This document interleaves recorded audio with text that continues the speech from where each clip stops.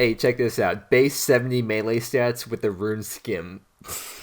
But what is going on? Welcome back to another Hardcore Iron Man progress video. And I promised you all in the last episode that I would get Monkey Madness done so I could stop being such a noob. And today I'm going to be holding true to that promise. The only issue is that I want to be able to make prayer potions first, which I know may or may not be completely necessary, but as a Hardcore Iron Man, by the way, I'd really rather not take any unnecessary risks. Just gonna get that out of the way early today. But anyways, that means that I'm gonna have to get 38 Herblore, and if you've ever played an Iron Man before, then you should know the struggle of trying to train Herblore. We've got level 34 at the moment, so getting 38 wouldn't seem like it'd be a big deal, but guys, oh my god, it takes so long. I was going to try farming all the herbs, but I want to get this done fast. So I bought a bunch of vials of water because I only had like 100 in the bank or something, and then I used up all the Herblore resources that I had in my bank to try and get as much XP as I could with what I had, but it just wasn't possible to get there. I got like one Herblore level. Got to level 35 with everything I had in my bank. You could see all the herbs that I have. And all that stuff that I had in my Herblore tab only got me one level. So I went to the Gnome Stronghold to stock up on chocolate dust and chocolate bars to grind up into chocolate dust, because that seems like one of the easiest secondaries to stock up on in bulk. So I did that for a little while, and I was able to get another Herblore level by making some energy potions. That only put us at 36 Herblore, so that still leaves 2 levels left.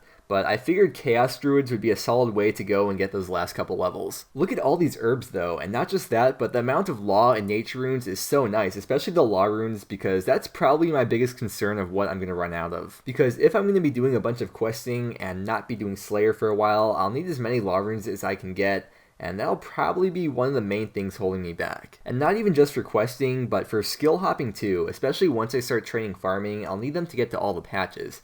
And same thing with clue scrolls. I've held off on doing them because I've been trying to conserve Law runes. But we did eventually manage to get 38 Herblore, and I was camping Chaos Druids for like 2 hours, dude. I really wish I had an herb sack, but you need 58 Herblore for it anyways, so that's not really possible. So sad times, but we did get 38, which is all I could ask for. The next thing to do is stock up on snape grass, and I figured I might as well get a few inventories of them while I'm here because I'm going to need prayer potions forever, and I don't want to have to come back anytime soon. In case you don't know where I'm at, there's this little peninsula in Great Karen that's like, if you go to Tithe Farm, it's just east of there behind the grape or wine place or whatever. There are 10 of them that spawn here compared to the 2 that spawn by the crafting guild, and I know there's a lot of snape grass on Waterbirth Island, but it's too far from a bank for my liking, and I don't have the easy Fremnic diary done to bank with Pierre the Seer, and I just wanted to do a couple quick inventories. Something weird, it seems, is that a lot of snapegrass spawns on peninsulas, and that there's always hobgoblins around. I wonder if the hobgoblins eat snapegrass, or if they're just like attracted to peninsulas or something, or like what's going on with that. I should really read up on the game's lore more. But it's so nice to finally have prayer potions, and we had so many Ranars that we were able to get another Herblore level. So we got 39 Herblore now, easy total level right there. But we are now finally ready to do Monkey Madness, and I had not done this quest in like over 4 years since right after Old School was released, so hopefully I don't mess up too bad and die, but here we are starting chapter 1. Hardest part of the quest right here, and OS Buddy is doing it for me.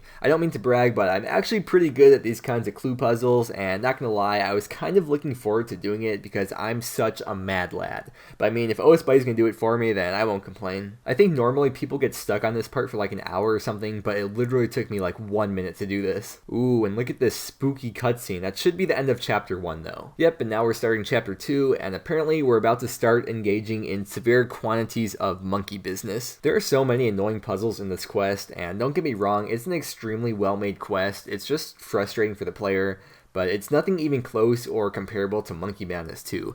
Never again. But like, there's a bunch of different points in this quest where there's like these 2 HP spiders that keep spawning like 2 seconds after you kill it and keeps poisoning you every single time. It's the little things like that that make this quest so enjoyable. Alright, we got to Zuknok or Zunok or whatever his name is, and I made extra sure that I didn't bury the bones. And it's a good thing that I made the prayer potions because I was starting to run out near the end, so I did have to take a sip of prayer potion, and you could see even then I'm still left with 0 prayer points left. I honestly thought I was gonna die here. I got surrounded by the gorillas, and I thought I was trapped, and I kept hitting this one gorilla thinking I could kill him, but then I remembered that this is like a really good combat training spot, and he kept healing his HP. But then I realized that you could just run through the gaps between them. Eevescape was right about me. I'm actually a scumbag. Look at me taking these toys from this kid. But that's just how the world works though, and you gotta teach them that while they're still young. But after that, we just have to restock on supplies now, and go back through that tunnel once again to get the Gree, and we are all done with chapter 2, moving on to chapter 3 now. What a great view from up here. This scenery is amazing. I could see this being in like a RuneScape music video or something.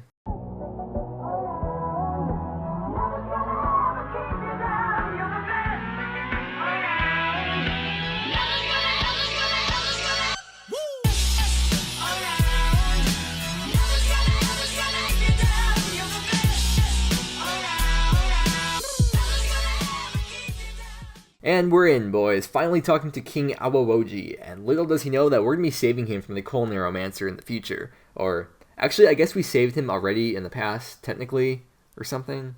I'm poking this monkey and he can't do anything about it. Okay, so apparently the monkey disappears from your backpack when you use the spirit tree, so I have to go back to Ardoin to get the monkey again, and then I guess run here from there, which isn't too bad because it's really not that far of a run. And we brought the monkey home safely, which means we are starting chapter 4 now, so all we have left is the final battle. And check out my gear setup, you can't lie, this cannot be beat. This is like high tier setup right here. He is not hitting through my defenses now. I mean, what else can I say? That counts just too good. I don't know why I over prepared for the fight. All I have to do is run to the safe spot and let the gnomes attack him. Apparently he's like super resistant to magic attacks, so I just have to sit around and then once he's low health, just deal the final damage on him to finish up the fight. Oh man, we are putting in a lot of hard work right now. Just remember there's an I in win and there's no I in lose. And there it is, the one final hit to finish him off, so let's get back to the gnome stronghold and finish off this quest. Alright, Mr. King Narnode Shireen, let me see Monkey Madness turn green in the quest list now. And that is so nice to have done. We still have a lot left to unlock though. I think there's like 4 more quests that we need to get done to unlock the Black Mask.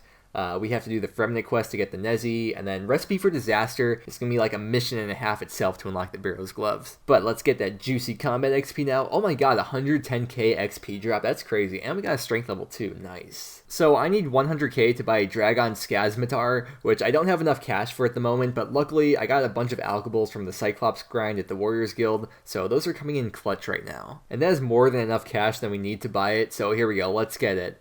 That is so nice. That is such a relief to have off my shoulders. Such a nice milestone to have done, but this is just the start of the questing grind and there's a lot more to come. Also, I've had a few people upset with me for catching up to their main stats with my hardcore, so if you are one of those people, I would like to make a public apology right now, and I am very sorry and I will try to be more considerate in the future. But I do hope you're enjoying the Hardcore Iron Man series because I'm having a lot of fun playing it, but I just want to thank you so much for watching today's video and I will see you again tomorrow.